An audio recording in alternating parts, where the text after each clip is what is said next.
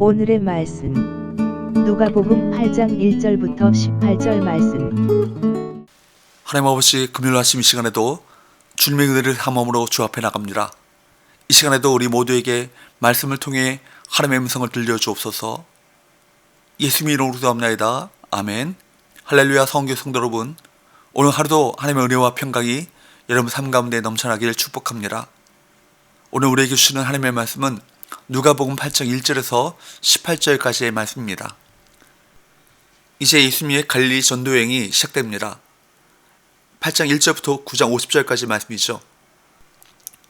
물론 이전에도 갈릴리 여러 회당에서 전도하셨지만 이제 본격적으로 제자들을 데리고 각 성과 마을을 두루 다니시며 복음 전도 사역을 감당하시는데, 이 여행의 결론은 9장 20절의 말씀처럼 예수는 그리스도시다 라는 사실의 확증인 것입니다. 이 진리를 믿음으로 받아들이는 자는 은혜를 입을 것이지만 믿지 않는 자는 아무 유익도 얻지 못한다는 사실이 선포됩니다. 누가는 어떤 사람들이 예수님의 사역을 통해 은혜를 입었는지를 자세하게 설명하고 있습니다. 1절부터 3절까지 말씀. 그 후에 예수께서 각 성과 마을에 두루 다니시며 하나님의 나라를 선포하시며 그 복음을 전하실새 12 제자가 함께하였고, 또한 악귀를 쫓아내심과 병고침을 받은 어떤 여자들, 곧 7 귀신이 나간 자 막달라인이라는 마리아와 헤롯의 청지기 구사의 아내 요한나와 수산나와 다른 여자가 함께하여 자기들의 소유로 그들을 섬기더라.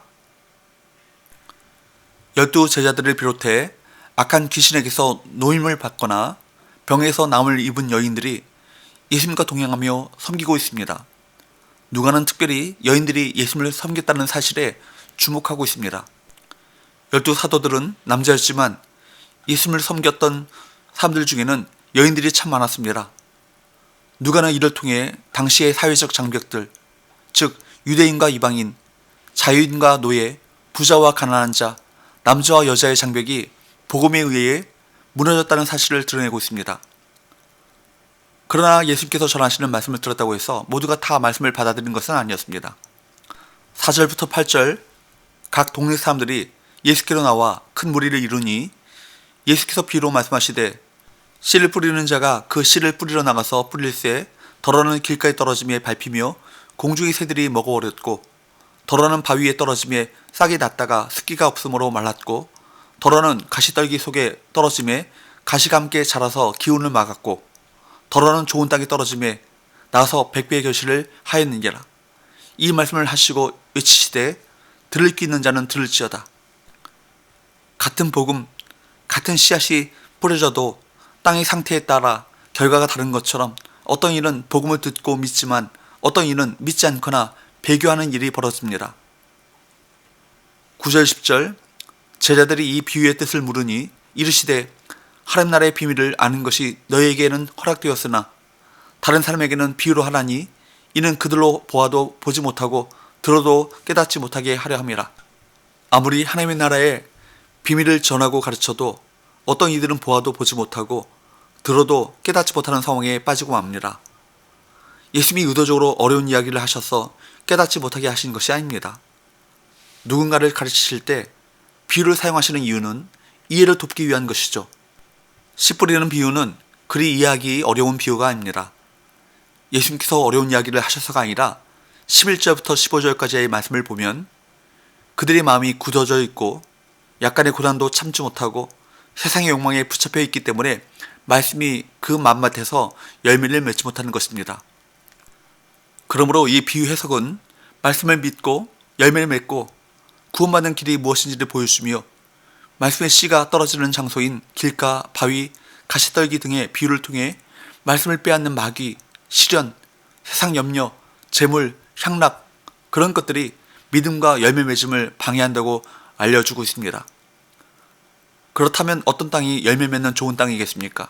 15절, 좋은 땅이 있다는 것은 착하고 좋은 마음으로 말씀을 듣고 지키어 인내로 결실하는 자니라.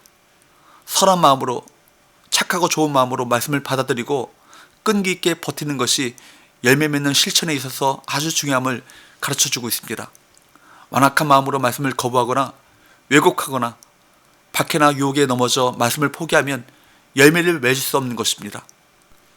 마귀의 방해를 물리치고 말씀을 붙잡는 성령 충만한 마음, 시련에 넘어지지 않는 강인한 마음, 세상 걱정, 쾌락, 부의 유혹에 흔들리지 않는 마음, 인내심을 가지고 끝까지 말씀대로 행하는 아름답고 선한 마음이 말씀의 열매를 맺는 것입니다. 그러므로 우리는 복음을 거부하는 사람들, 혹은 또 복음을 알면서도 배반하는 사람들이 있다는 사실에 놀라거나 이상히 여길 필요가 없습니다. 다만 제자들처럼 꾸준히 주님을 섬기는 것이 중요합니다. 비유의 목적은 등불처럼 밝히는 것입니다. 감추는 듯한 측면이 있지만 감추는 것이 목적은 아닙니다. 17절 말씀과 같이 감춰진 것은 비유를 통해 드러나고 비유 속에 감춰진 것도 마침내 드러날 것입니다. 다만 듣는 자들이 그것을 받아들이지 않기 때문에 감춰질 뿐이죠. 그러므로 듣는 자는 스스로 삼가야 합니다. 하나님의 말씀을 들을 때 자기 마음을 좋은 밭으로 만들지 않으면 18절 말씀과 같이 아무리 진리 말씀을 들어도 다 빼앗길 것입니다. 좋은 밭은 더욱 좋은 밭이 되겠지만 길가는 더욱 형편이 나빠진다는 말씀입니다. 우리에게 주어지는 말씀은 이해하기 어려운 말씀이 아니며 또 순종하기에 불가능한 것도 아닙니다. 그러나 우리가 마음밭을 부드럽게 하지 않으면 아무리 좋은 말씀이 주어져도 열매를 맺지 못하게 될 것입니다. 말씀을 믿음으로 받아야 깨달을 수 있고 순종할 수 있고 열매를 맺을 수 있는 것입니다. 사랑하는 성도 여러분, 지금처럼 말씀을 쉽게 접할 수 있는 시대는 없었습니다. 그러나 역설적으로 말씀의 능력은 점점 더 심해져만 갑니다. 이런 때일수록 말씀을 듣고 지켜 인내로서 결실하는 성도가 되어야 할 것입니다. 이런 성도들에 의해 교회가 변화되고 세상이 변화될 것입니다.